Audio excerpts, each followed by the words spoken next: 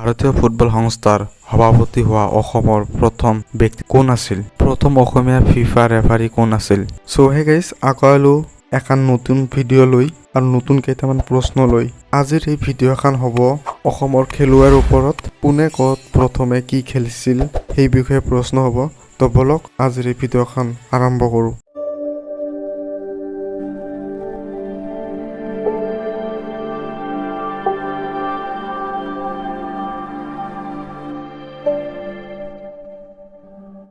প্ৰথম অসমীয়া FIFA referee কোন?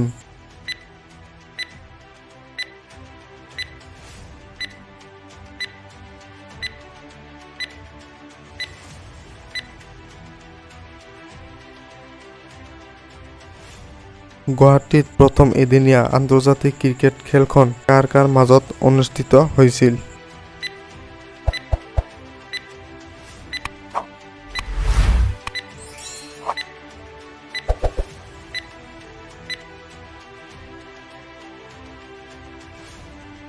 ভাৰতীয় ফুটবল সংস্থাৰ সভাপতি হোৱা অসমৰ প্ৰথম ব্যক্তিজন কোন?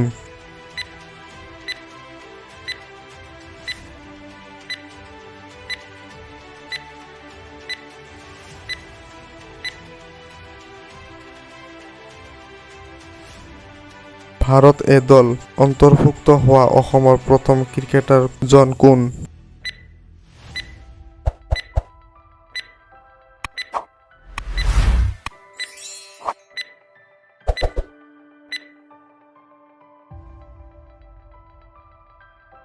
ভাৰতীয় ভলীবল দলত ভাগ লোৱা প্ৰথম অসমীয়া ভলীবল খেলুৱৈ গৰাকী কোন আছিল?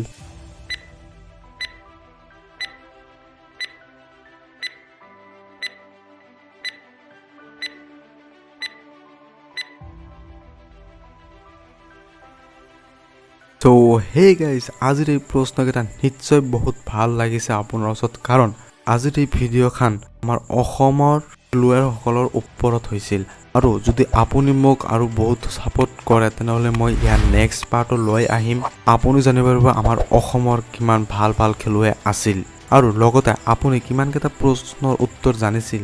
প্লিজ কমেণ্ট কৰিবলৈ নাপাহৰিব, কাৰণ এইটো আমাৰ অসমৰ খেলুৱৈৰ কথা।